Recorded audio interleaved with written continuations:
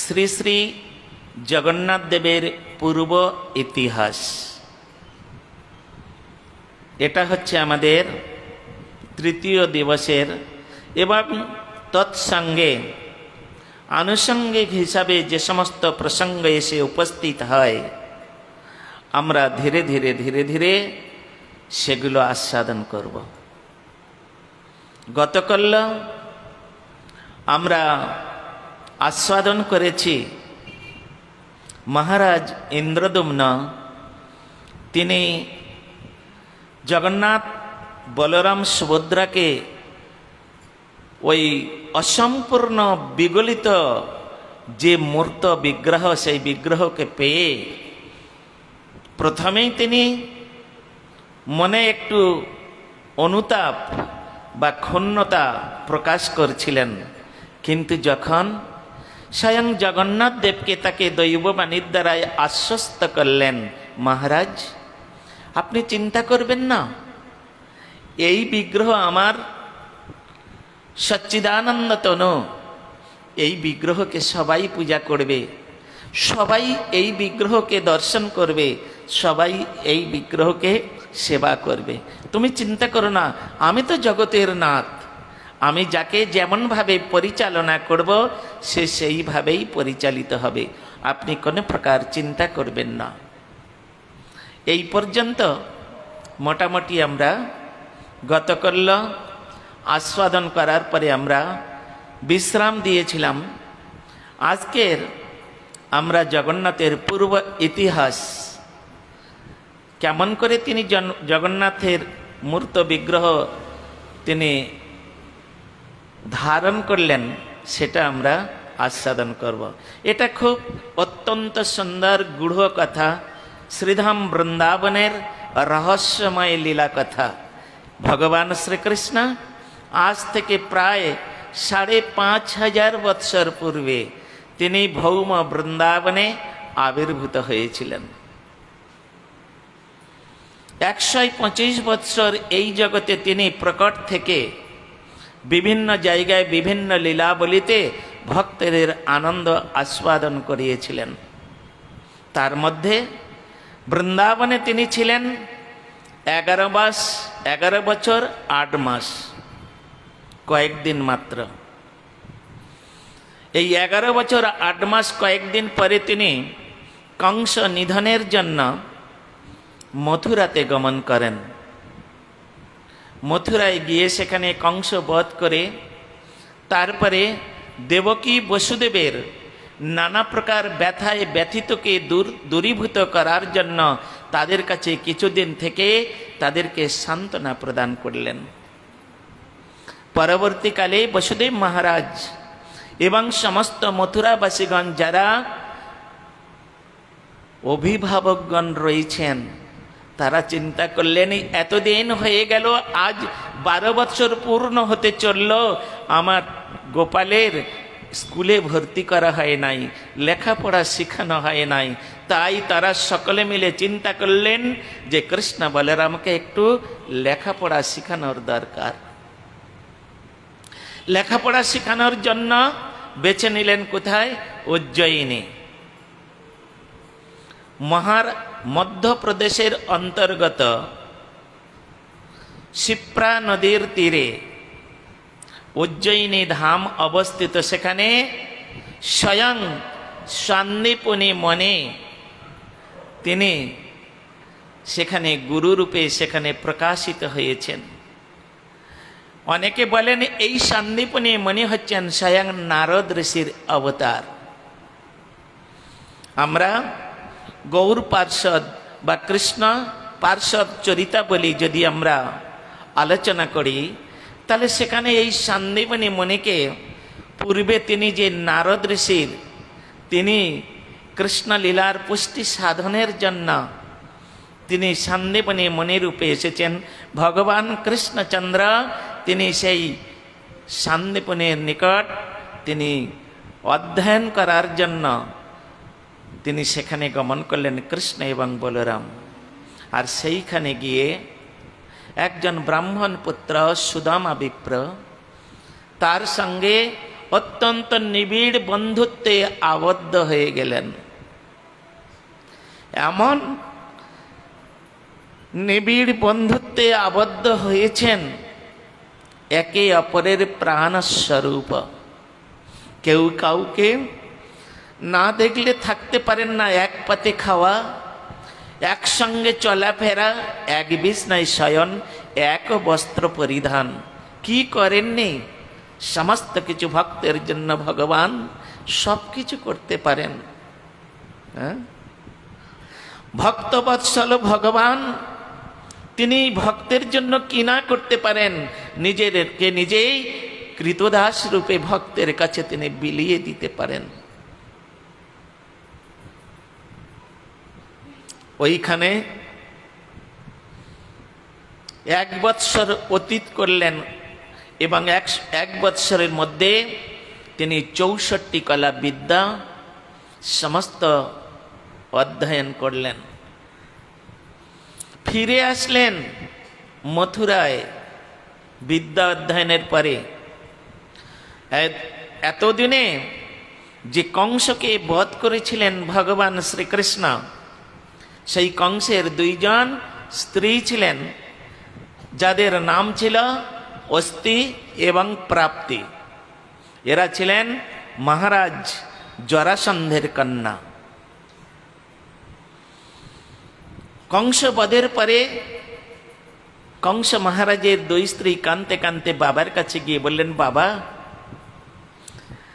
ওই কৃষ্ণ নামে একটা বাচ্চা ছেলে, মাত্র 12 বর্ষীয় বালক, তোমার জামাইকে 1 কিলে মেরে দিয়েছে বাবা।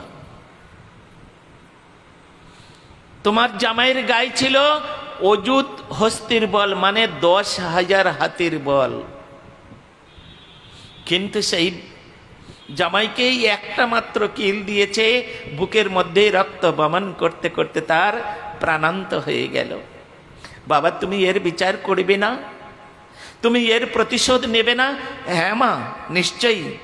এই বলে জরাসন্ধ, তিনি হচ্ছেন একাধিকবার, একাধিক মানে 1-2 বার মনে ভাববেন না, 17 বার তিনি সৈন্য সামন্ত এনে মথুরাপুরী আক্রমণ করেছিলেন।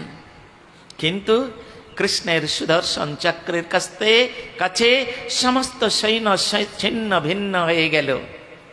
আর ওই জরাসন্ধকে বাঁচিয়ে রেখেছিলেন।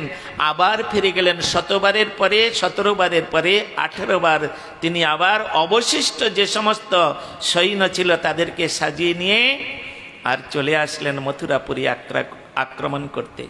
এই সময় ভগবান শ্রীকৃষ্ণ তিনি একটু অসুরমহ লীলা দেখালেন। আমি জরাসন্ধ তোমার কাছে যুদ্ধে পারছি না।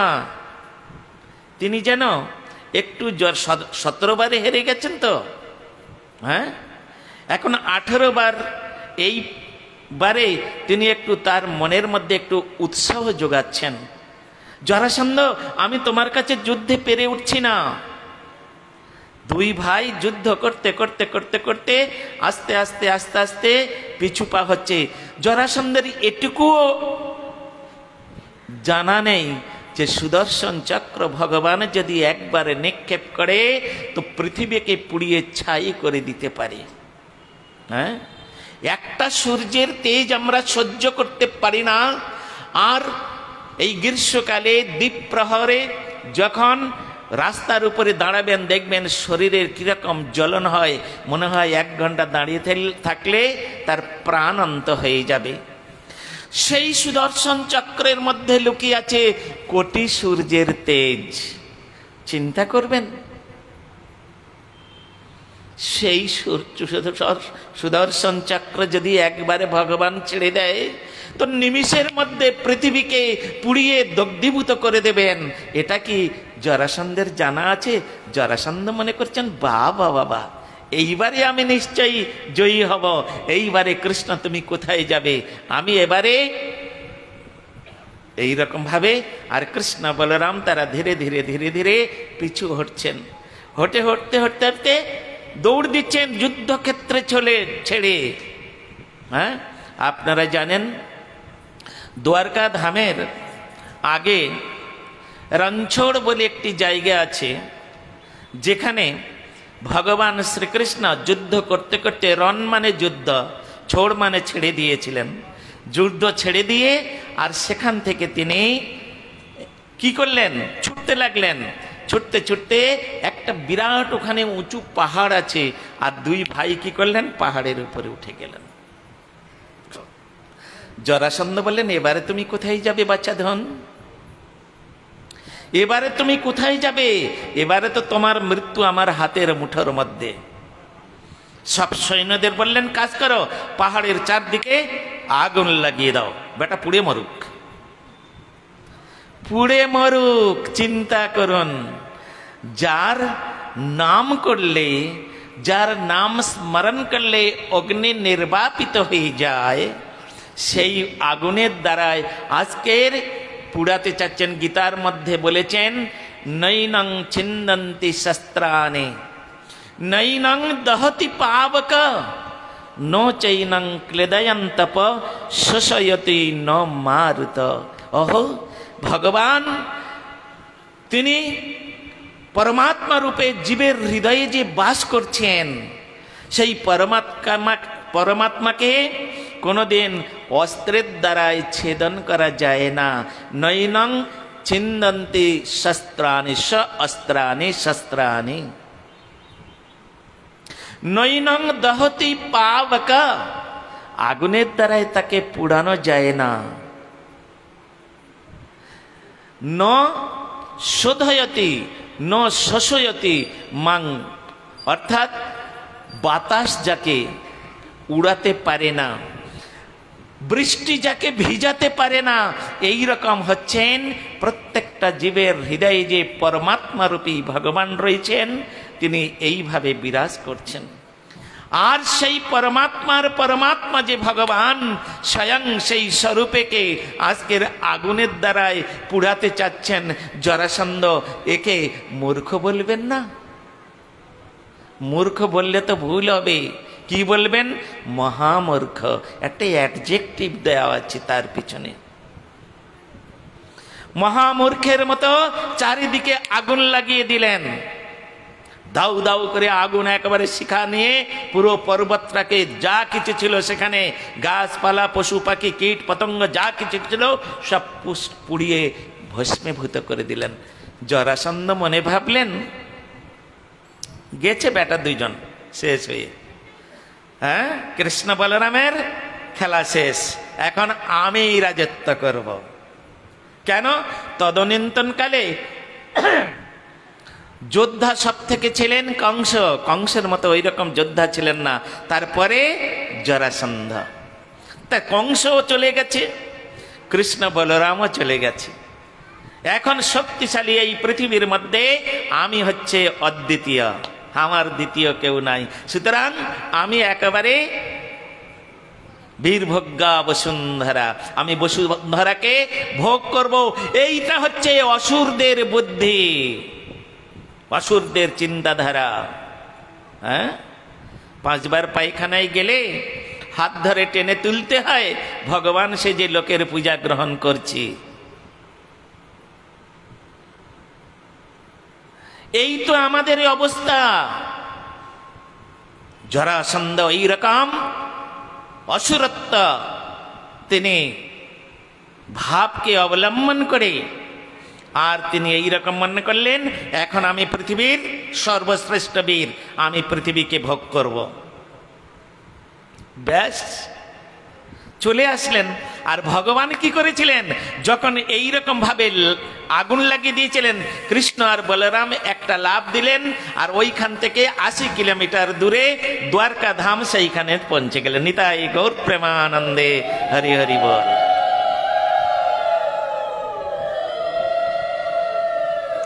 একদম সেইখানে পৌঁছে গেলেন, সমুদ্রের তীরে দ্বারকা নগরী, সেইখানে পৌঁছে গেলেন। মনে ভাবলেন, না না, আমি যে এখনো জীবিত আছি, আমি যে এখনো প্রকট আছি, এটা এখন জরাসন্ধকে জানানো যাবে না। তাই বিশ্বকর্মাকে তিনি ডাকলেন, বিশ্বকর্মা তুমি এই আরব সাগরের মধ্যে একটা বিরাট দ্বীপ সৃষ্টি করো, আর সেখানে অপরূপ সুন্দর রূপে একটি পুরী নির্মাণ করে, যেখানে আমার বাস উপযোগী পুরী হয়।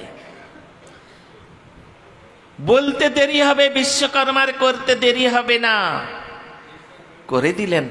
সঙ্গে সঙ্গে ভগবান সেখানে কৃষ্ণ বলরামকে নিয়ে চলে গেলেন। কৃষ্ণ আর বলরাম দুজনে সেখানে চলে গেলেন। গিয়ে মনে মনে চিন্তা করলেন, এবারে একটু কিছু লীলা করতে হবে। এতদিন পর্যন্ত এই 1-1.5 বছর ধরে অসুরের মারতে মারতে আমার সময় চলে গেছে।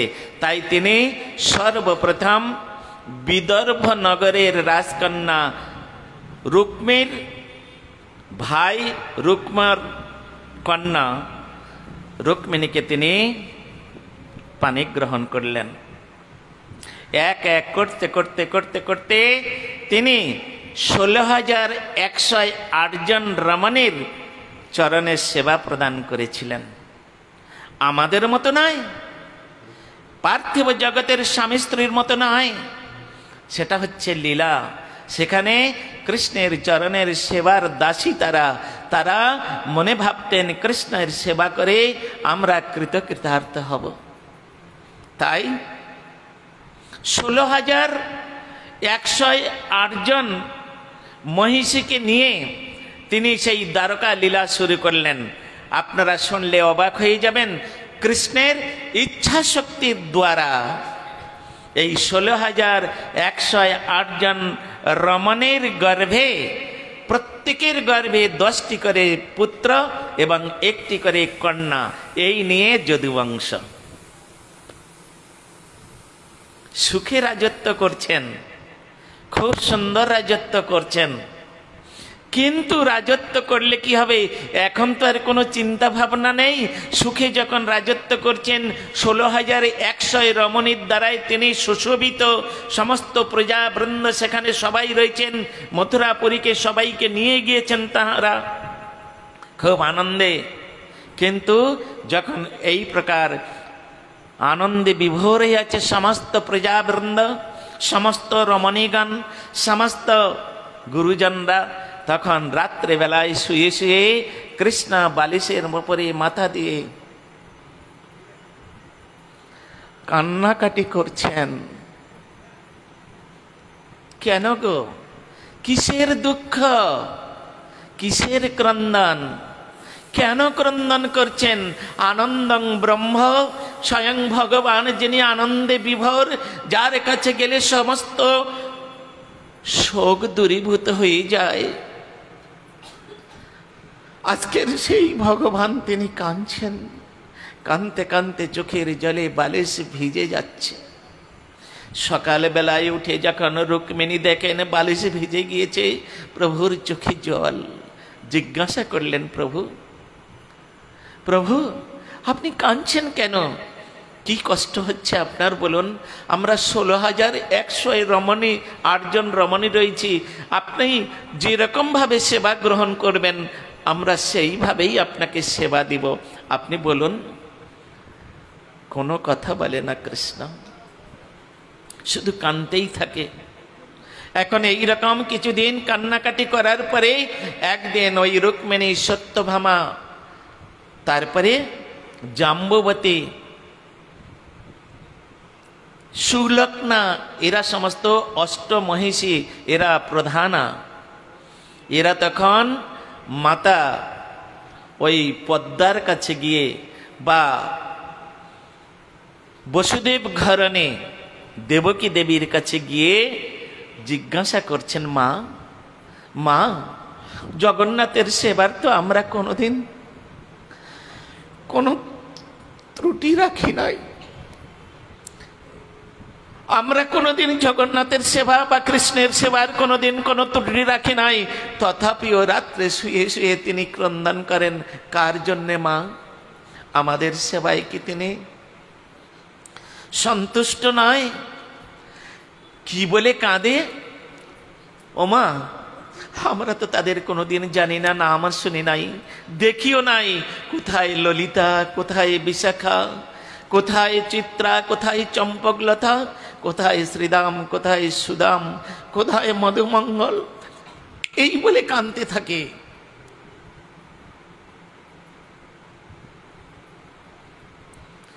এই বলে কাঁদতে থাকে। আবার মাঝে মাঝে বলে, কোথায় মাতা যশোদা, কোথায় পিতা নন্দ মহারাজ। মা এরা কারা?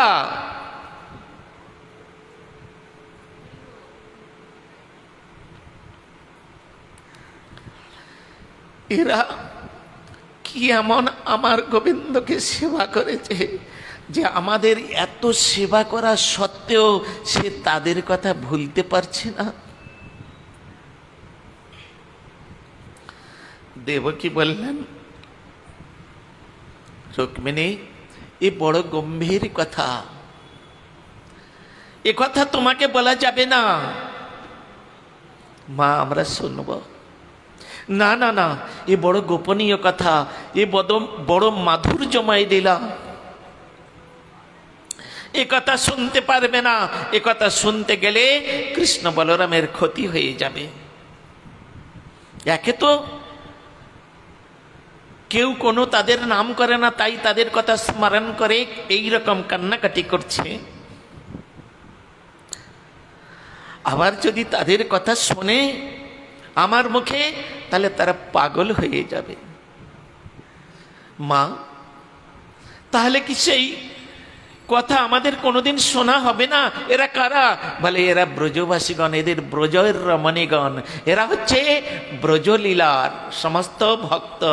তারা এমন কি সেবা করেছেন যে আমাদের এত সেবা সত্ত্বেও সেই জগন্নাথ কৃষ্ণ আমাদের তাদের কথা ভুলতে পারছেন না। আমরা শুনবো, কি করলে আমরা সেই কথা শুনবো? তুমি আমাদের বিধান দাও, যেটি বলবেন সেটাই করব। করতে পারবে? একটা বন্ধ ঘর জোগাড় করতে হবে, যেখানে কৃষ্ণ বলরাম প্রবেশ করতে পারবে না। শুধু তোমরা থাকবে আর আমি থাকবো। আমি নিরন্তর সেই ব্রজের কথা কীর্তন করব, আর তোমরা শুনবে। পাহারা থাকবে কেউ একজন দরজায়, কোন প্রকারে যেন কৃষ্ণ বলরাম দরজা ভেঙেও পর্যন্ত ঢুকতে না পারে। রুক্মিণী আদি মহিষীগণ চিন্তা করলেন, এই দ্বারকা নগরীতে একমাত্র কৃষ্ণ বলরাম কারোর কথা শোনে না, সকলেই কৃষ্ণ বলরামের কথা শুনতে হয়। কিন্তু একজনের কাছে তিনি দুর্বলতা। কে? তিনি হচ্ছেন ভগ্নী সুভদ্রা। ভগ্নের উপরে কোনোদিন তিনি কোনো প্রকার জবরদস্তি কিছু করেন না। ছোট্ট আদরের ভগ্নী, বোন খুব সুন্দর, সেই জন্য তো এখানে বোনকে মাঝখানে রেখে দিয়েছেন। কেন? দুজনে দুই হাতে তাকে স্নেহে প্রীতিতে ভরিয়ে দেন, যাতে করে তার কোনো প্রকার কষ্ট না হয়। সেই জন্যে পদকর্তা তার স্তব করেছেন, মহম বোধিস্তিরে নীল শিখারে বসন প্রসাদন্ত সহজ বলভদ্রেণ বলিনা সুভদ্রা মধ্যস্থ স্থিত সকল সুর সেবারদ জগন্নাথ স্বামী নয়ন পথগামে ভাবতু মে। সুভদ্রাকে কি সুন্দর মাঝখানে রেখে দুই ভাই দুই দিকে কি সুন্দর বসে অত্যন্ত সুশোভায় শোভিত হয়েছেন। সেই জগন্নাথকে স্তব স্তুতি করছেন। মহম্বদিস্তিরে কনকরুচিরে নীল শিখারে বসন প্রসাদন্ত সহজ বলভদ্রেণ বলিনা সুভদ্রা মধ্যস্থ সকল শূর সেবা বশরদ জগন্নাথ স্বামী নয়ন পথগামী ভবতু মে। তাই সুভদ্রার কথা কোনোদিন দুই ভাই কোনোদিন অমান্য করে না। যা বলে আদরের বোন, যা বলে তাই করে।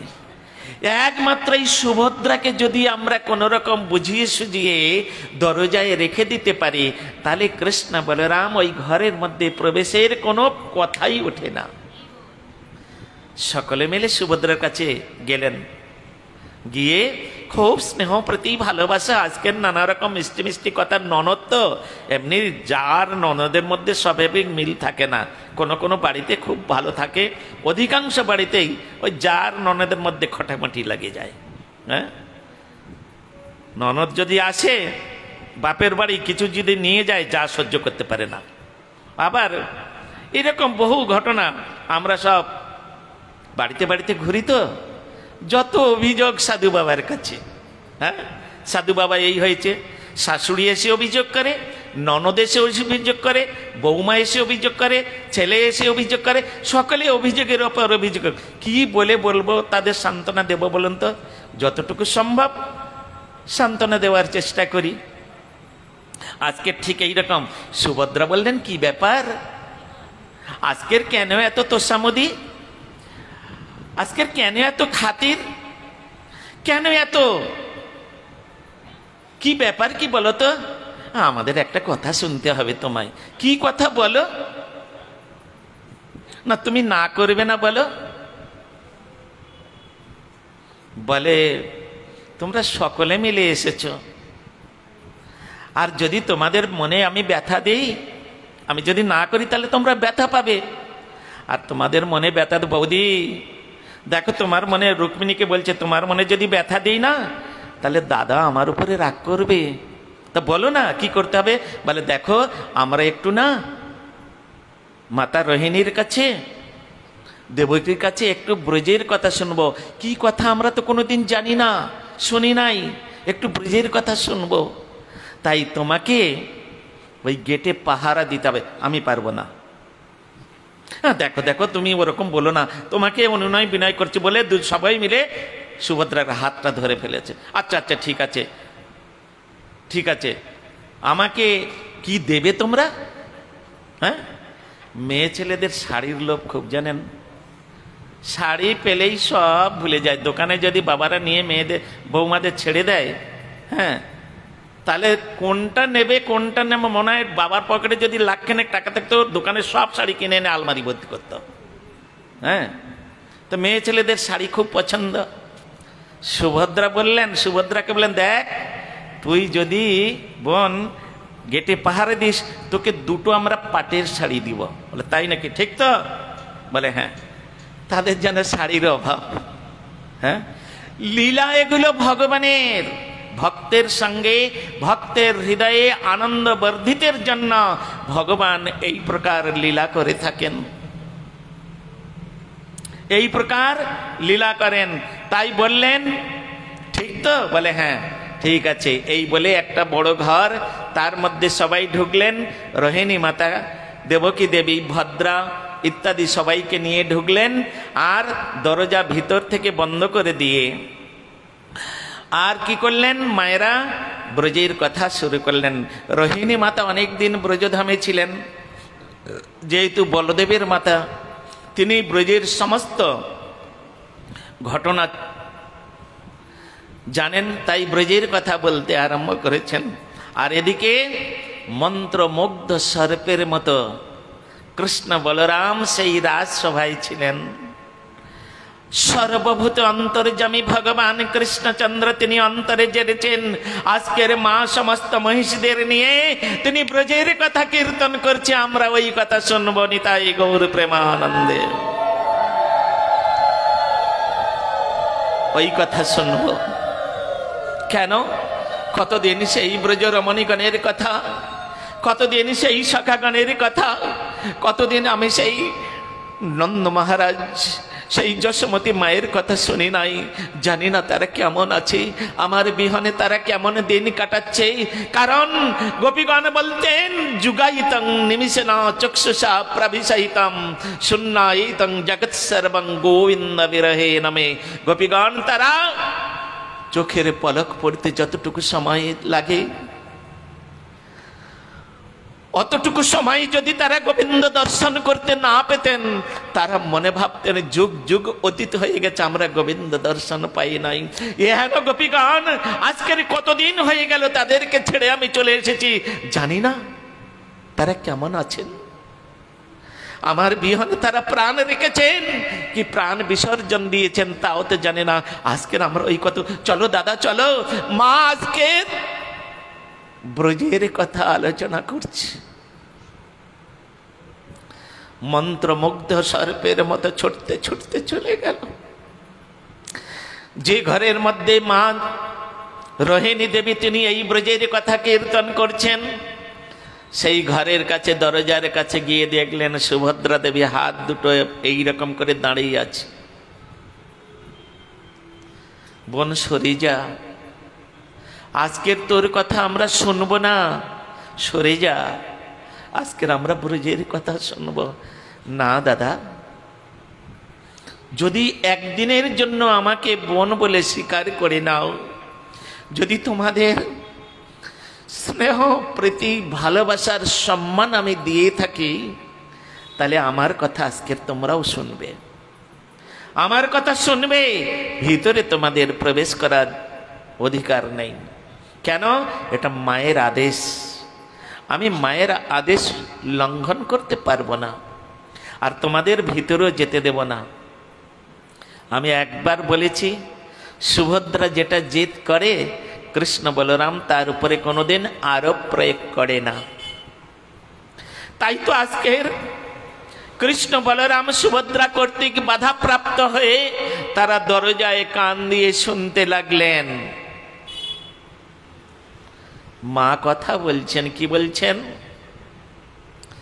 ব্রজে প্রসিদ্ধং নবনীত চৌরম গোপাঙ্গনানাং চ দুকুল চৌরম অনেক জন্মার্জিত পাপ চৌরম চৌরাগগন্নং পুরুষং নমামি শ্রীরাধিকায়া হৃদয়স্য চৌরম নবাম বুধৌ শ্যামলকান্তি চৌরম পদাশ্রিতানাঞ্চ সমস্ত চৌরম চৌরাগগন্নং পুরুষং নমামি। রোহিণী মাতা তিনি এই প্রকারে বলছেন, কৃষ্ণ কেমন বস্তু জানেন? এই যে ব্রজের কথা, ব্রজের রমণীগণ তারে কিরকম দেখো। একদিনই কৃষ্ণ তিনি ব্রজ গোপীগণের ঘরে মাখন চুরি করেছিলেন, আর মাখন চুরি করাতে সমস্ত গোপীগণ এসে মা যশোমতীর কাছে নালিশ করেছিলেন। মা, ও মা যশোদে, তোর কৃষ্ণ বলরামের জন্য আমরা যে সংসারে অতিষ্ঠ হয়ে উঠলাম, কি করেছে আমার কৃষ্ণ বলরাম? কেন? আমরা গোয়ালা জাতি, দুধ দধি ঘোল এই সমস্ত বিক্রয় করে আমরা সংসার চালাই। তোর গোপাল গিয়ে সব মাখনগুলো নষ্ট করে দিয়ে এসেছে। খাবি তো খা একটু, সব বানরদের খাইয়ে দিয়ে এসেছে।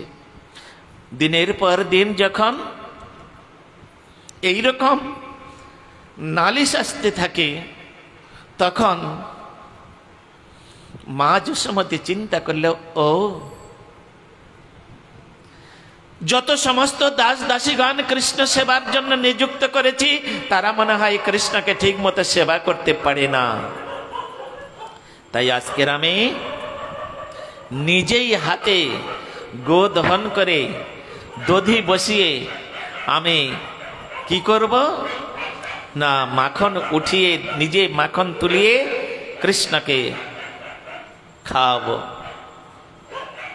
এইরকম ভাবে কৃষ্ণ কথা বলছেন। জানিস একদিনের ঘটনা? বলে কি? মা যশোমতী কৃষ্ণকে বললেন, তোরা আর বাইরে গিয়ে চুরি যদি করিস, তাহলে আমার শপথ আছে বাইরে তোরা চুরি করবি না। কৃষ্ণ চিন্তা করলেন, মা বাইরে যদি চুরি না করি, তাহলে নিজের ঘরে চুরি করতে হবে। হ্যাঁ, নিজের ঘরে চুরি করতে কেন? আমি চুরি করতে যে বড় ভালোবাসি। চুরি করে খেতে কেন? আমি ভক্তের হৃদয়কে চুরি করি মা। আমি ভক্তের হৃদয়ে প্রবেশ করে দিয়ে সেই যে ভক্ত আমাকে একমাত্র মন প্রাণ দিয়ে ভালোবাসে, আমি তার হৃদয়টাকে গিয়ে চুরি করে নিয়েছি মা। এই জন্য আমার এক নাম চোর, আমার এক নাম চোর। তাই ওই চুরি করা অভ্যাসটা আমার জন্ম জন্মান্তরে রয়েছে মা। আমি যে চুরি না করলে থাকতে পারবো না। আর ওই ব্রজগোপীগণ ওরা কি একটু তোমার কাছে নালিশ করেছে তাই তুমি আমার বাইরে যাওয়া বন্ধ করে দিচ্ছ মা? হ্যাঁ, তুমি জানো না ওরা আমাকে কতটুকু ভালোবাসে।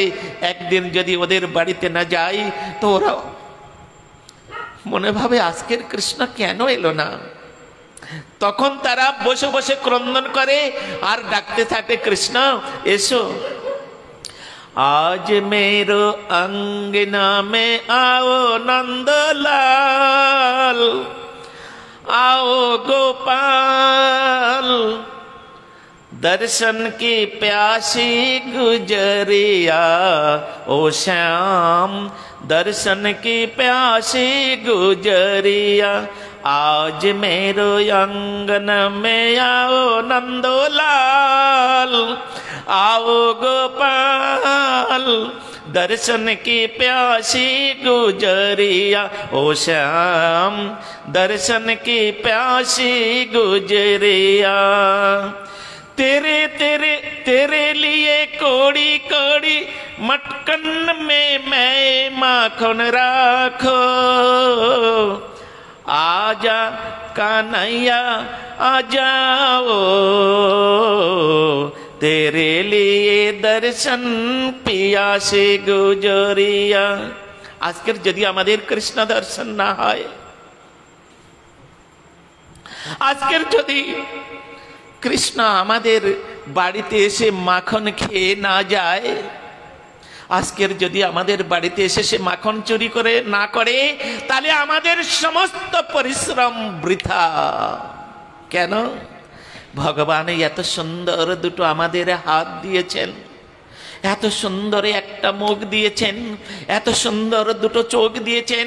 এই হাতের দ্বারায় মাখন উঠিয়ে যদি আমরা গোবিন্দকে সেবা করতে না পারি, এই চোখের দ্বারায় ভগবানের সেই ভুবন ভোলানো রূপ যদি দর্শন করতে না পারি, এই কর্ণ যুগলের দ্বারাই যদি গোবিন্দের কথা শুনতে না পারি, তাহলে এই সমস্ত ইন্দ্রিয়গুলো থাকার থেকে না থাকাই ভালো।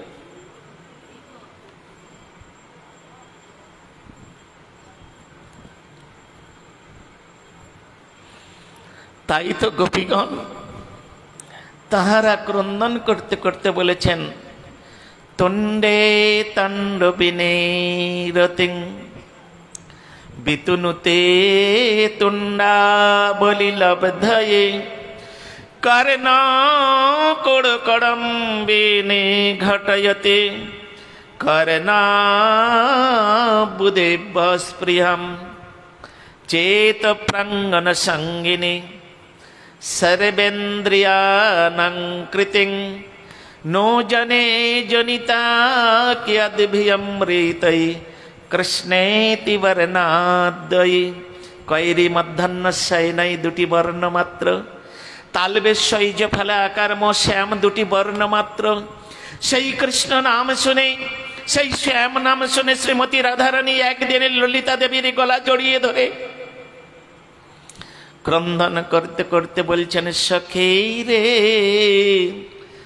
কে বা শোনাইল শ্যাম নাম, কানের ভিতর দিয়া মরমে পোষিল গো, আকুল করিল মর প্রাণ, কে বা শোনাইল শ্যাম নাম। এই সমস্ত কথা রোহিণী মাতা সমস্ত দ্বারকাবাসী মহিষীদের কাছে কীর্তন করছেন। এদিকে কৃষ্ণ বলরাম ওই দরজার কান রেখে সমস্ত কথা অল্প অল্প শুনতে শুনতে সেই ব্রজগোপীদের কথা, ব্রজের কথা শুনতে শুনতে ধীরে ধীরে ধীরে ধীরে তাদের চোখগুলো বড় বড় হয়ে গেল, ধীরে ধীরে বড় বড় হয়ে গেল, মুখটা কিম্ভূত আকৃতি হয়ে গেল, ধীরে ধীরে কুর্মাকৃতি হয়ে গেলেন, ধীরে ধীরে পাগুলো শরীরের মধ্যে চলে গেল, হাতগুলো তখন এই রকম হয়ে গেল, ওই রকম অবস্থায় ওইখানে অচৈতন্য হয়ে পড়ে গেল। বলদেব প্রভুরও তাই অবস্থা হলো। দুই ভাইয়ের এই প্রকার এই অবস্থা দেখে সুভদ্রা দেবী চিন্তা করলেন, এ আবার কি হলো? দাদাদের এইরকম মূর্তি, এইরকম অবস্থা। এই দেখে সুভদ্রা দেবী তখন কাঁদতে কাঁদতে কাঁদতে কাঁদতে তার এমনই অবস্থা হলো, ওই দুই দাদার বিরহে জগন্নাথের হাত তবু একটু বাইরে আছে, সুভদ্রার হাত একদম ভিতরে চলে গেল। তিনজনে ওই রকম অবস্থায় ওইখানে অচৈতন্য অবস্থায় পড়ে থাকলো। ওদিকে ভিতরে মা যশোমতী, মা রোহিণী দেবী তিনি কীর্তন করেই যাচ্ছেন। আর এদিকে নারদ ঋষি তখন বিনা যন্ত্রে গান করতে করতে, প্রতিদিন তিনি যেখানেই থাকেন না কেন তিনি একবার দ্বারকাপুরীতে যান গোবিন্দ দর্শনের জন্য। আমরা এমন পাপী, আমরা এমন হতভাগী, একটু জগন্নাথ দর্শন করা, জগন্নাথ 7 দিনের জন্য 9 দিনের জন্য এসেছে, দিনান্তে তাকে একবার দর্শন করতে আসার ইচ্ছা হয় না। এর থেকে মনুষ্য জীবনের দুর্দিন আর কোনোদিন হতে পারে না। এটা হচ্ছে তাদের জীবনের সব থেকে দুর্ভাগ্য। জগন্নাথ কৃপা করে এত দূর চলে এসেছে, এইটুকু বসে বসে টিভি দেখব, নানা রকম অসৎ কথা আলোচনা করব, কিন্তু জগন্নাথ দর্শন করতে আসবো না। এর থেকে দুর্ভাগ্যের বিষয় আর কিছু হতে পারে না। নারদ ঋষি তিনি যেখানেই থাকুন না কেন তিনি প্রতিদিন গিয়ে একবারে গোবিন্দ দর্শন করে আসেন। তাই প্রতিদিনের মতো আজকেরও নারদ ঋষি বিনা যন্ত্রে গান করতে করতে যাচ্ছেন। কি গান করে গো নারদ ঋষি বিনা যন্ত্রে? আপনারা জানেন, টিভির পর্দায় দেখেছেন নারায়ণ নারায়ণ। না, ওটা মনোরঞ্জনের জন্য রামানন্দ সাগর তিনি একজনকে দিয়ে অভিনয় করিয়েছেন মাত্র। নারদ ঋষি পরম রসিক ভক্ত গো, তিনি ওই ঐশ্বর্য রসের ভক্ত নয়, তিনি নারায়ণ নারায়ণ গান করে না। শ্রীল ভক্তিবিনোদ ঠাকুর গীতিগুচ্ছের মধ্যে নারদ ঋষি কি গান করেন সেটা সুন্দর রূপে বর্ণনা করেছেন। আপনারা জানেন? শুনবেন না কি শুনবেন না? হ্যাঁ শুনবেন? হ্যাঁ, জোরে, আরো জোরে। ও ঠিক আছে। নারদ মনে বাজায় বীণা, রাধিকার মন নামে। নারদ মনে বাজায় বীণা, রাধিকার মন নামে। নারদ মনে বাজায় বীণা, রাধিকার মন নামে। নারদ মনে বাজায় বীণা, রাধিকার মন। নাময় মনে উদিত হয়, ভক্ত গীত স্বামে। নাময় মনে উদিত হয়, ভক্ত গীত স্বামে। নাময় মনে উদিত হয়, ভক্ত গীত স্বামী। নাময় মনে উদিত হয়, ভক্ত গীত नारद मने बाजाए बिना राधिका रमन नामे। नारद मने बाजाए बिना राधिका रमन नामे। কি গান করেন? নারদ মনে বাজায় বিনা রাধিকা রমন নামে। নারায়ণ নারায়ণ নয়, তিনি রাধিকা রমণের নাম করেন। জেনে রাখুন, এগুলো কেউ আপনাদের বলবে না বাবা। হ্যাঁ, এসব কথা কোথাও পাবেন না, একমাত্র এই গৌড়ীয় বৈষ্ণবগণের কাছে পাবেন। এত সুন্দর মধুর বিচারগুলো শাস্ত্রের। হ্যাঁ, শাস্ত্রের মধুর বিচারগুলো একমাত্র গৌড়ীয় বৈষ্ণবের কাছে পাবেন। অন্য কোন সম্প্রদায় এসব সম্বন্ধে আলোচনাই করেন না, তারা নিজেরাই জানেন না, তো আপনাদের কি করে বলবে? হ্যাঁ, এই জন্য তো বৃন্দাবন দাস ঠাকুর তিনি বললেন, যাহো ভাগবত পড় গিয়া বৈষ্ণবের স্থানে, একান্ত আশ্রয় কর চৈতন্য চরণে। চৈতন্যের ভক্তগণের নিত্য কর সঙ্গ, তবে তো তুমি জানিবে সিদ্ধান্ত তরঙ্গ। সিদ্ধান্ত বলিয়া চিত্তে না করো অলস, যাহা হইতে কৃষ্ণে লাগে সুদৃঢ় মানস। হ্যাঁ, কোথায় যেতে হবে? ওই মহাপ্রভুর ভক্ত গৌড়ীয় যে বৈষ্ণব, সেই বৈষ্ণবের কাছে গিয়ে তোমরা হরি কথা শোনো, ভগবানের কথা শোনো, তোমরা তোমাদের মঙ্গল হবে, তোমাদের কল্যাণ হবে। আমরা হয়তো বাড়িতে একটা অষ্টম প্রহর দিলাম, যাদেরকে কীর্তন করতে নিয়ে আসলাম, এক বান্ডেল বিড়ি লাগবে বাবা প্রতিদিন এক একজনার। হয়তো কেউ কেউ বলবে বাবা একটা বোতলও লাগবে। তারপরে তো অনেক কিছু, অত কিছু বলার আমার অভ্যাস নাই। হ্যাঁ, কি হবে? আপনি তো করলেন না, যারা ওই সমস্ত খেয়ে আপনার বাড়িতে হরিনাম করে গেল, তারাও তো নরকের রাস্তা তৈরি করলো, আর যার বাড়িতে করলো তাকে নরকে যাবার রাস্তা তৈরি করে দিয়ে গেল, তৈরি করে দিল। অবৈষ্ণব খাদ গিরনং पूतं हरिकथामृतं श्रवणं नैव कर्तव्यं উচ্ছর্পস্থিষ্ট যথাপয়। দুটো বাটিতে দুধ আছে বাবা, একটা বাটির দুধ খুব ভালো, একটা বাটিতে একটা বিষাক্ত সর্প সেখানে ছোবল দিয়ে দিয়েছেন। দুধ খেলে তো হৃষ্টপুষ্ট হয়, যদি ওই বিষের দুধটা খায়, যদি সর্পের ছোবল দিয়ে দুধটা খায়, তাহলে হৃষ্টপুষ্ট হবে তো।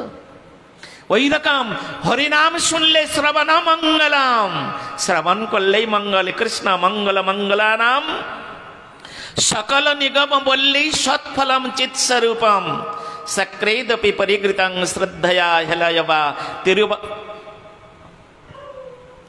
তারৈত কৃষ্ণ নাম। শ্রবণ মঙ্গলম, ভগবানের কথা শ্রবণ করলেই মঙ্গল হয়, সেই রকম ভগবানের কথা কীর্তন করলে মঙ্গল হয়। কিন্তু অবৈষ্ণবের মুখে যদি ভগবানের কথা কীর্তন শোনা যায়, তাহলে ওই সর্বোচ্ছিষ্ট যথাপয়, সাপের ছোবল দেওয়া দুধ খেলে যেমন ক্রিয়া হয়, ওই রকম অবৈষ্ণবের মুখে হরি কথা শুনলে, ভগবানের কথা শুনলে, ভগবানের নাম শুনলে একই ক্রিয়া হবে। এই জন্য তো সাবধান করে দিলেন, সাধু সাবধান, সৎ ব্যক্তিকে সাবধান করলেন। যারা অসৎ তারা তো কোনো আনকন্ডিশন, তারা কোনো কন্ডিশনের মধ্যে চলে না, তারা উচ্ছৃঙ্খল, তারা হিরণ্যকশিপুর। সুতরাং এই রকম ভাবে বলছেন, নারদ রে মানে বাজায় বিনা রাধিকা রমন নামে। বুঝতে হবে, শাস্ত্রকে অনুসরণ করতে হবে, শাস্ত্রই হচ্ছে আমাদের প্রাণ। সেই শাস্ত্রকে বাদ দিলে আমরা প্রাণহীন হয়ে আছি, এটা জানতে হবে। শাস্ত্রবৎ জীবনযাপন করতে হয়, তাহলে তাকে মানুষ বলা হবে, তা নাহলে মানুষ বলা হবে না, তাকে পশু বলা হবে। What is the difference animal and man? একটা পশুর থেকে একটা মানুষের কোনো ডিফারেন্স নেই যদি সে ধর্ম থেকে সরে দাঁড়ায়। ধর্মে হে তেষাং, শ্রীমদ্ ভাগবত বললেন, ধর্মে হে তেষাং অধিক বিশেষ, ধর্মে না হে না পশুবি সমান। Eat and drink be merry, এটা তো পশুরা আমাদের থেকে অনেক অ্যাডভান্স। মানুষের থেকে পশুরা অনেক অ্যাডভান্স। সেই কর্ম যদি পশুরা যে কর্ম করে সেই কর্ম যদি মানুষ করে তাহলে তো নো ডিফারেন্স, কোনো ডিফারেন্স নাই। বিচারগুলো শাস্ত্রের মধ্যে আমাদের মুনি ঋষিগণ বলে গেছে। একটা উদাহরণ দিচ্ছি। আমি যদি জিজ্ঞাসা করি এখানে আমাদের ওই কি বিকাশবাবুকে, আমি বিকাশবাবুর নাম করে বলছি, কারোর নাম বলছে না, কেউ রাগ করবেন না। যদি কেউ রাগ করে, এই বিকাশবাবু রাগ করে আমার উপরে করুক, আমার দুঃখ নাই, কিন্তু অন্য কেউ যেন আমার উপরে রাগ না করে, আমি কাউকে বলছি না। বিকাশবাবুকে বলছি, বিকাশবাবু উনি বাড়িতে একটা পূজা স্থিত করছেন, হয়তো সরস্বতী পূজা করছেন, তো বামন ঠাকুর এসেছে পড়াচ্ছেন, মন্ত্র পড়াচ্ছেন। জিজ্ঞাসা করবেন, বিকাশবাবু আপনার গোত্রর কি গো, আপনার গোত্র কি? গোত্রটা তো লাগবে, তো মন্ত্র পাঠ করাতে গেলে, পূজা করতে গেলে গোত্র লাগবে, তাই নয়? নাম লাগবে। আপনার নাম বিকাশ কি যেন বললেন, যাই হোক, আর আপনার গোত্র? উনি বললেন সান্ডিল্য, মধুগুল্য, কশ্যপ, একটা কিছু তো বলবেন যে গোত্রটা ওনার আছে। হ্যাঁ, যখন যদি প্রশ্ন করা যায়, বিকাশবাবু এই যে সান্ডিল্য, মধুগুল্য, কাশ্যপ গোত্র যে বললেন, এরা কারা? এরা কারা?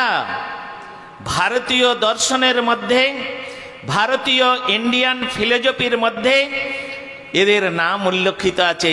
এরা হচ্ছে এক একজন ভগবত ভক্ত পরম ঋষি। এদের এই ঋষিদের পদাঙ্ক ভূমি এই ভারতবর্ষ। 12টা গোত্র আছে, 12 জন ঋষির নাম অনুসারে 12টি গোত্র তৈরি হয়েছে। সেই ভগবত ভক্ত যে কাশ্যপ ঋষি, সেই ঋষির বংশে আপনার জন্ম। গোত্র মানে বংশ। তাহলে সেই ঋষি কি করে গেছেন? আপনার যে পূর্বপুরুষ যে ঋষির গোত্রটা বললেন, তাদের নাম ভাড়িয়ে খাচ্ছেন, তিনি কি করে গেছেন আর আপনি কি করে গেছেন? আপনি যদি সেই ঋষির আনুগত্য স্বীকার না করেন, তাহলে ওই কশ্যপ গোত্রের আপনি একজন কুলাঙ্গার, আপনি একজন কুলাঙ্গার। আমাদের ঋষিদের পদাঙ্ক পতভূমি। আরে একটা কথা আছে, হ্যাঁ, বাপ কা বেটা সিপাহী কা ঘোড়া, কুছ নেই তো থোড়া থোড়া, কিছু তো করতে হবে। তবে আমার বিকাশবাবু কিন্তু নাস্তিক নন, উনি জগন্নাথের খুব সেবা করেন, প্রাণ দিয়ে জগন্নাথের সেবা করেন। আমি ওনাকে দিয়ে উদাহরণ দিলাম, হ্যাঁ, উনি যেন আমার প্রতি অপ্রসন্ন না হন। হ্যাঁ, সকলেই সদস্যগণ যারা আছেন তারা সকলেই ভক্ত, তবে হয়তো বিভিন্ন কাজে ব্যস্ত থাকে, তো ঠিক মতো সময় দিতে পারে না। হ্যাঁ, কিন্তু আমি তাদেরকে অনুরোধ করব, আর তো মাত্র 4টে দিন বাবা, হয়ে গেল 3 দিন, হ্যাঁ, আর 4 দিন একটু সকলে মিলে এসে একটু জগন্নাথের কাছে বসে একটু জগন্নাথের কথা শুনলে মনে হয় আমাদের মনুষ্য জন্মের লাভ ছাড়া ক্ষতি হবে না। হ্যাঁ, লাভ ছাড়া ক্ষতি হবে না। আমি এখানে আপনাদের শত্রু নয়, পরম মিত্র। আমাদের ভক্তিবিনোদ ঠাকুর বলেছেন, হ্যাঁ, দুষ্ট সঙ্গ ফল না বুঝি নিহায়, সাধু কাছে যেতে চিত্ত নাহি চায়, অসতের সঙ্গে থাকিয়া সতত চিত্র হলো বজ্রপায়, তব নিজজন পরম বান্ধব সংসার কারাগারে। সুতরাং আপনারা সকলেই আর 4টে দিন আছে, হ্যাঁ, ওইদিকে একটু কাজটা কমিয়ে দিয়ে এখানে চলে আসুন। 1 ঘন্টা 1.5 ঘন্টা 2 ঘন্টার জন্য আসুন। আপনাদের কাছে আমার বিনীত কৃতাঞ্জলি পুটে নিবেদন, সকলে এসে একটু জগন্নাথের কথা শুনুন। এত সুন্দর কথা কে শোনাবেন আপনাদের? কোথায় পাবেন? এত কষ্ট করে যখন আপনারা নিয়ে এসেছেন, তখন আমার তো কিছু বলার থাকে। নিশ্চয়ই আপনাদের যদি একটু মঙ্গল করতে না পারলাম, একটু কল্যাণ করতে না পারলাম, যে তিমিরে ছিলেন সেই তিমিরেই যদি থেকে যান তাহলে আমার তো কষ্ট হয়। একটা স্কুল খোলা হয়েছে, সেখানে টিচার আছে, অনেক স্টুডেন্ট এসেছে, কেউ পড়াশোনা করে না, হ্যাঁ, যেমন ছিল তেমন আছে, টিচারদের আনন্দ হবে বলুন? হবে না। তো এটা হচ্ছে তো ডিভাইন স্কুল, এখানে ডিভাইন বিদ্যা শিক্ষা প্রদান করা হয়। তা আমরা ডিভাইন জগতে যেতে হলে, অপ্রাকৃত জগতে যেতে হলে আমাদের ডিভাইন বিদ্যা গ্রহণ করতে হবে। তা আজকের এইখানে নারদ ঋষি তিনি কি বলছেন? তাহলে নারদ ঋষি কি গান করেন বিনা যন্ত্রে? বলুন না গো। হ্যাঁ, আবার নারায়ণ, হরে কৃষ্ণ। সাতকাণ্ড রামায়ণ পড়ে সীতারামের মাসি, হ্যাঁ, সাতকাণ্ড রামায়ণ পড়ে সীতারামের মাসি গো। হ্যাঁ, এতক্ষণ বললাম তিনি নারায়ণ নারায়ণ জপ করেন না, গান করেন না, এতক্ষণ ধরে যার ব্যাখ্যাটা দিলাম, আর যখনই জিজ্ঞাসা করছি বলছেন নারায়ণ নারায়ণ, হরি বল। যাক, ঠিক আছে, কিছু একটা বলেছে আর কি। তাহলে তিনি কি রাধা রমণের নাম করেন? নারদ মনি বাজায় বিনা রাধিকা রমন নামে। ব্যাস, ওই রাধিকা রমণের নাম করতে করতে করতে করতে দ্বারকা পুরীতে গিয়ে উপস্থিত হয়েছেন। আর গিয়ে দেখলেন বন্ধ ঘর, আর সেইখানেতে ওই জগন্নাথ, কৃষ্ণ, বলরাম আর সুভদ্রা তিনজনে ওই রকম কুর্মাকৃতি হয়ে অচৈতন্য অবস্থায় পড়ে আছে। নারদ ঋষি এক পলকে দেখছেন গোবিন্দের এইরকম রূপ, আহা কি মনোরম রূপ, জীবনে এইরকম রূপ কোনোদিন দেখি নাই। তাই তিনি জোরে জোরে কীর্তন করতে আরম্ভ করেছেন তার বিনা যন্ত্রের দ্বারায়। আর সেই বিনা যন্ত্রের দ্বারায় রাধিকা রমন, কেন ভিতরে রাধারানীর কথা হচ্ছে, ব্রজে প্রসিদ্ধাঙ্গ, সেখানে হৃদয়স্য শ্রীরাধিকায়া হৃদয়স্য চৈরম, রাধিকার কথা হচ্ছে, মা রোহিণী দেবী তিনি রাধারানীর কথা বলছেন। আর এখানে নারদ ঋষি তিনি রাধারানীর নাম করছেন। যখন সেই মধুর সুললিত কণ্ঠে কীর্তন, যখন কৃষ্ণের কর্ণকুহর দিয়ে তার হৃদয়ে ওই রাধা নামটা প্রবেশ করে গিয়েছেন। রা মানে রাধা, রা মানে রা উচ্চারণ মাত্রেণ সর্বপ্রেম প্রবিশ্যতি। রা উচ্চারণ মাত্রেণ রাধা নাম, এই যে আমরা একটু কীর্তনের শেষে রাধারানীর নাম করি, তাই নয়? রাধা নাম, রাধা উচ্চারণ করতে হয় তো, দুটো বর্ণ তো, তা রা উচ্চারণ মাত্রেণ কৃষ্ণ প্রেম প্রবিশতি। ভক্ত যিনি এই রাধা নামের রা উচ্চারণ করবেন, তার হৃদয় আকাশ থেকে সমস্ত কুসংস্কার, যত অপরাধ, যত অনর্থ সব দূরীভূত হয়ে সেখানে কৃষ্ণ প্রেম প্রবিশ্যতি, প্রবেশ করবে। আর ধা উচ্চারণ মাত্রেণ উদ্দণ্ড নৃত্যয়তি। হ্যাঁ, যখন রাধা নাম কে করেছেন? স্বয়ং ভগবান কৃষ্ণই করেছেন। রাধা নাম জপ করতে করতে, রাধা নাম কীর্তন করতে করতে রাধা কুণ্ডের তীরে উদ্দণ্ড নৃত্যন করছেন। হ্যাঁ, আর তিনি কি বলছেন জানেন? মম নাম সতে নৈব রাধা নাম সদুত্তমম যস্মরেৎ সদা রাধাং ন জানেত কিং ফলম। ওহ, মম নাম সতে নৈব, আমার নাম যিনি শত শতবার উচ্চারণ করে, তিনি যদি একবার রাধা নাম উচ্চারণ করেন, তাহলে ওই আমার শতনাম উচ্চারণ অপেক্ষা একবার রাধা নাম শতকোটি ফল প্রদান করেন। নিতাই গৌর প্রেমানন্দে।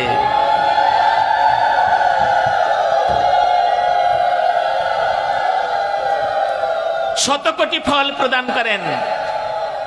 সেই রাধা নাম যদি কেউ একবার অন্তর থেকে একনিষ্ঠভাবে হৃদয় হইতে যদি চক্ষু মুদ্রিত করে কান্নাকাটি করতে করতে রাধারানীর চরণ স্মরণ করতে করতে, আর যদি কেউ বলেন রাধে রাধে রাধে জয় জয় জয় শ্রী রাধে, রাধে রাধে রাধে জয় জয় জয়, সকলে বলুন राधे राधे राधे जय जय जय श्री राधे राधे राधे राधे जय जय जय श्री बोलो राधे राधे राधे जय जय जय श्री राधे राधे राधे राधे जय जय जय श्री बोलो राधे राधे राधे जय जय जय श्री राधे राधे राधे राधे जय जय जय श्री राधे राधे राधे राधे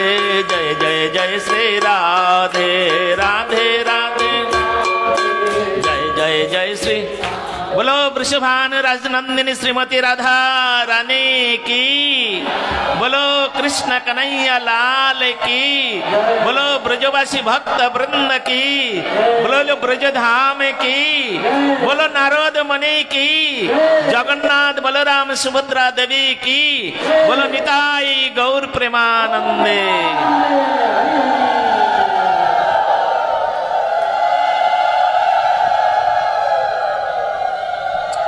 नारद ऋषि এই রকম ভাবে সেই দ্বারকাপুরীতে তিনি জগন্নাথের এই রকম ভাব এই রকম রূপ দর্শন করে তিনি রাধিকা রমণের গান করতে করতে যখন সেই স্থানে উপস্থিত হয়েছেন তখন স্বয়ং ভগবানের কৃষ্ণচন্দ্রের কর্ণকুহর দিয়ে যখন ওই নারদ ঋষির বিনা যন্ত্রের সমধরে রাধা নাম তার কর্ণকুহর দিয়ে হৃদয়ে প্রবেশ করেছে আর সঙ্গে সঙ্গে তিনি চেতনতা প্রাপ্ত হয়ে উঠেছেন উঠে নারদ ঋষিকে দেখে তাদের ভাব সম্বরণ করলেন।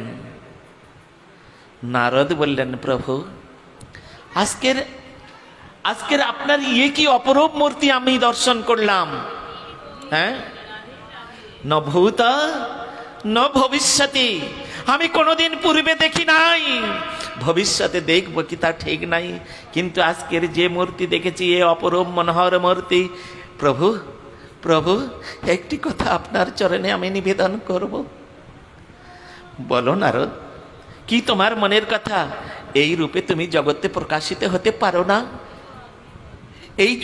এই মূর্তিতে যে মূর্তি তুমি এখানে ধারণ করেছিলে সেই গোপীদের কথা, বৃন্দাবনের কথা, মা যশোমতী কথা, নন্দ মহারাজের কথা, যে শ্রীমতী রাধারানীর কথা শুনতে শুনতে আপনার এই যে বিগলিত মূর্তি এই মূর্তিকে দেখে সকলে রাধারানীর করুণার কথা মনে করবেন, ব্রজবাসীদের কথা মনে করবেন, যে তাদের কথা শুনতে শুনতে হে ভগবান তোমার এই বিগলিত দেহ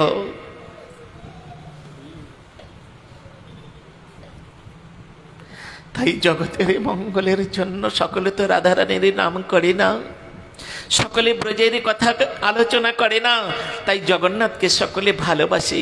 সেই জন্য তুমি যদি এই মূর্তিতে জগতে প্রকাশিত হও তাহলে জগতের নাথ তুমি, তোমাকে সকলে দেখে ধন্যাতি ধন্য হয়ে যাবে, সকলে উদ্ধার হয়ে যাবে।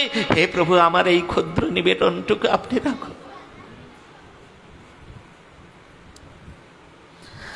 নারদ ঋষির এই অনুরোধ শ্রবণ করে ভগবান বললেন তথাস্তু। নারদ তোমার এই অনুরোধ রাখার জন্য, তোমার এই উৎকণ্ঠা উদ্দীপনা রাখার জন্য আমি সত্য যুগে গিয়ে আমি জগন্নাথ বলরাম রূপে সুভদ্রা রূপে প্রকাশিত হব।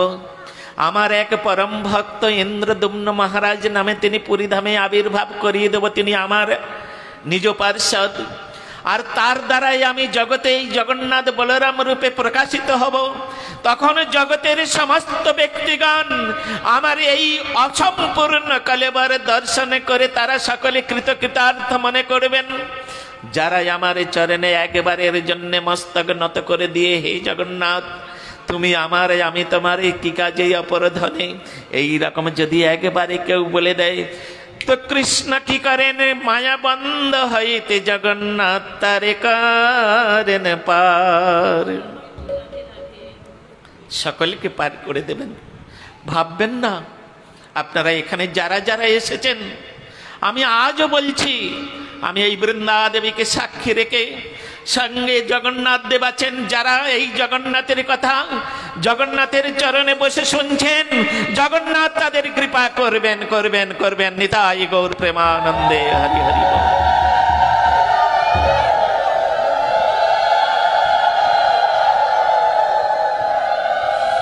তাই আজকের